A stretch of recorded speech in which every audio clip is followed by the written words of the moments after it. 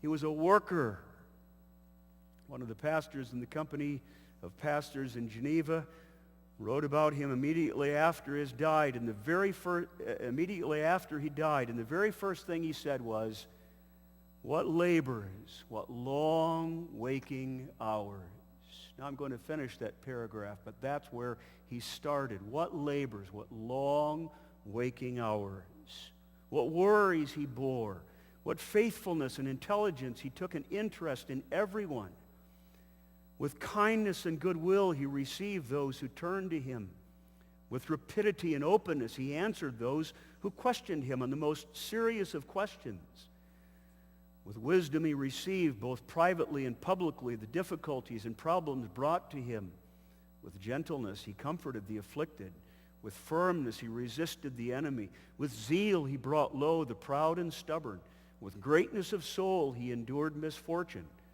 With moderation he behaved in prosperity. With skill and enthusiasm he acquitted himself in all the duties of a true and faithful servant of God. Words of mine could never express what Calvin did and was. He was personally upright. He was a man of integrity, a model for Reformed ministers today. Second, Calvin was a willing and a patient sufferer. A willing and a patient sufferer. Calvin taught others that the Christian life is a life of suffering. Each bears his own cross, and he himself lived that life without complaint and willingly. He endured the kinds of physical hardships and personal pain which are not cross-bearing, because you understand that bearing a cross is suffering for Christ's sake. He endured other sufferings that were not cross-bearing as well, physical hardships. Calvin endured such physical hardships, you might be inclined to call him the Genevan Job. Headaches that kept him awake at night, stomach cramps that forced him to eat often only one meal per day. He had asthma, a preacher, imagine that, had asthma. The knifing pain of kidney stones and hemorrhoids. And you've maybe read the story of the advice that the doctor gave him to cure him of the kidney stones, to ride a horse and jolt them loose, which he could not do because the pain of the hemorrhoids were too severe to sit on a horse. He worked through physical ailments that would have made most strong men today ask for emeritation. He worked through them. He kept on working. And the pain of his heart was more severe. His very first son, his wife Idelette, he married. Her husband had died. She had 2 sons, but his very first son with her died after 2 weeks. 3 years later, another daughter born and died. And then 2 years after that, his wife was pregnant. She gave birth prematurely, and the little baby died. After 9 years of marriage to Idelette, lovely, beautiful, godly wife, she contracted TB and died. And Calvin lived the rest of his life unmarried.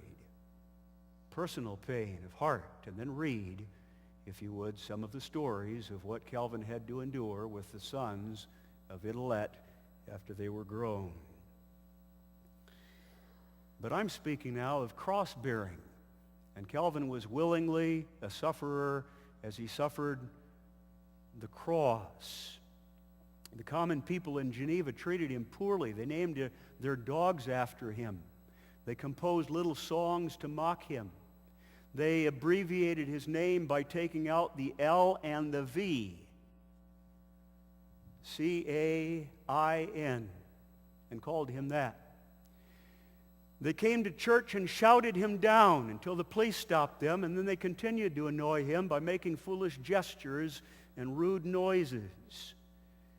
Because the church and the state were so closely united, he also had political enemies. At one point, as we're all aware, the authorities in Geneva expelled him and then invited him back.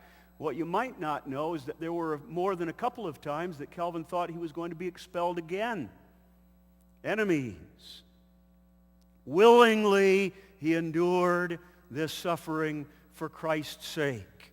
You know the history. Before Calvin became Geneva's pastor, intending rather to be a secluded scholar, and Pastor Farrell from Geneva was thundering at him to stay.